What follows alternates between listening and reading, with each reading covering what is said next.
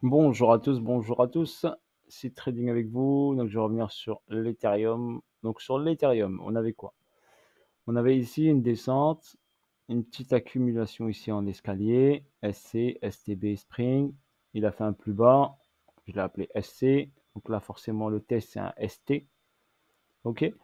Ensuite, un autre ici, il nous a fait comme le BTC, le même mouvement, ST, ST, sans faire de plus bas. Et après, monter en escalier vers le haut. Pourquoi il est monté vers le haut? Parce qu'il est parti chercher de la liquidité qui était en attente. On avait quoi comme liquidité? Donc, on avait une liquidité d'incitation. D'accord? C'est une liquidité qui peut être prise ou testée. Donc là, elle était prise. Donc celle-là, boum. Ici, on avait un déséquilibre de marché. Ici, on avait un gap. Donc le gap, il a été comblé. L'inducement a été pris. Et ici, on avait un déséquilibre de marché, un imbalance. Donc les deux lignes ici, roses, déterminent le déséquilibre de marché. Le prix est venu faire quoi? Donc regardez, il est venu d'abord sur l'imbalance, le déséquilibre de marché.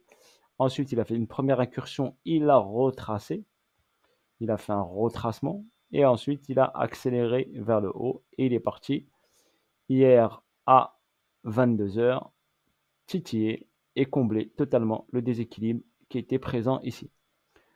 Ce niveau est déterminé par rapport à cette hausse et ce retracement. Par rapport à cette hausse et ce retracement, j'ai tracé mon Fibo. Là, j'ai juste mes niveaux. 1.618.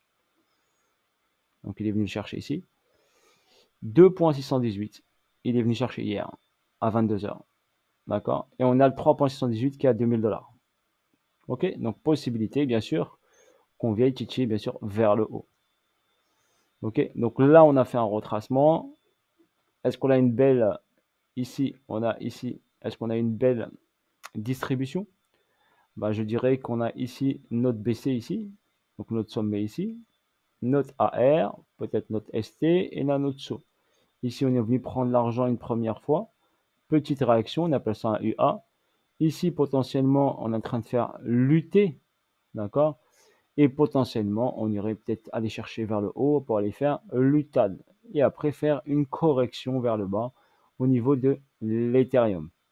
C'est pour ça que je vous dis, ne vous précipitez pas en ce qui concerne le trading. Il y a toujours une chance, plusieurs chances, voire une troisième. Même si elle n'est pas plus bas que celle-là, bah, elle peut être ici, elle peut être là. On peut prendre l'argent ici.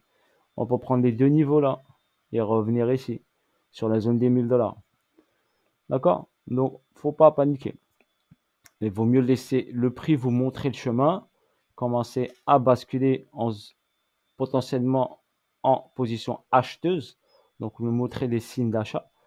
Le top des tops, bien sûr, serait d'aller chercher les 2000 $ pour casser ici, au-dessus de 2019, 2000 $ pour aller casser ce niveau-là et montrer une belle intention haussière. OK, 2004. Après, on peut faire une entrée agressive, bien sûr, ici, qui était très intéressante, ou ici. Voilà, donc personnellement, moi, je suis rentré directement ici parce que j'ai trouvé le prix très intéressant. D'accord? Donc voilà, pour votre information, ça s'appelle ici rentrer agressif. Et après, pour pas prendre de risques, eh ben, vous rentrez en spot. Je suis pas conseiller financier. S'il n'est pas conseiller financier, mais je vous montre moi comment je réagis. Donc là, je peux hop rentrer une partie en DCA, laisser tourner la machine. Ok, même si le prix revient vers moi plus bas, c'est pas grave. Je rencrirai encore et je regarderai sur le long terme. Ok, voilà pour moi, pour ma part. Pour l'instant, donc on a ici de belles réactions haussières.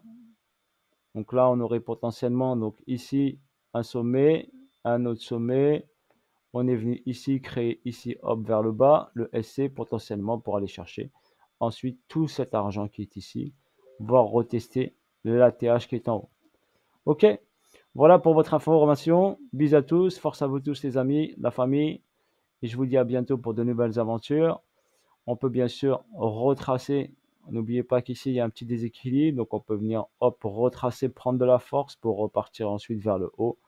OK, tout est possible pour l'Ethereum. D'accord? Et pour chaque actif. Bisous à tous, force à vous tous. OK. Et là, je trouve que le marché commence à être plutôt acheteur, bien sûr, que vendeur. Donc, on commence à avoir des signes acheteur que vendeur. OK, ça ne veut pas dire qu'on ne va pas subir des retracements. Mais la tendance de fond, pour moi, commence à être acheteur, acheteuse que vendeuse. Donc, vu qu'on a checké tout ça, donc qu'est-ce que je fais moi personnellement? Tac, hop, on enlève ça. C'était pour les explications. On va décharger un peu mon graphique.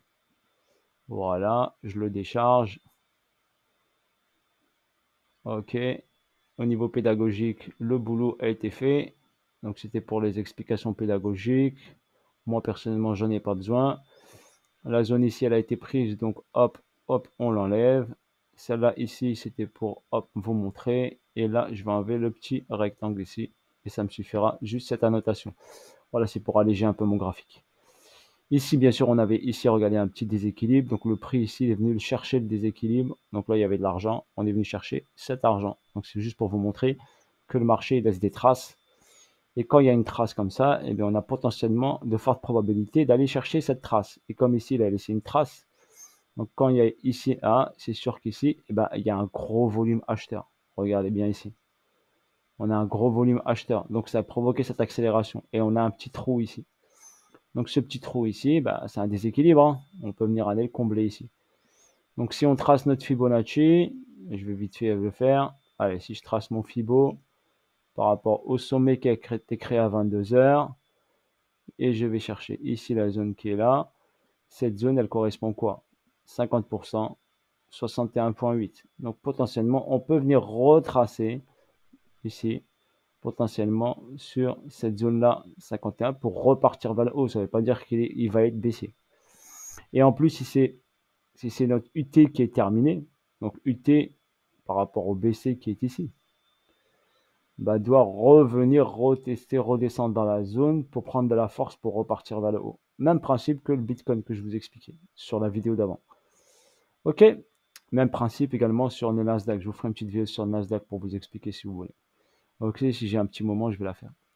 Allez, bisous à tous. Ciao, ciao, bye bye. Bonne journée à tous. Bon week-end à tous. Profitez-en avec la famille, tout ça. Ok. Force à vous tous. Ciao, ciao, bye bye. Dernière journée des marchés traditionnels. Et demain, c'est week-end. Allez, ciao, ciao.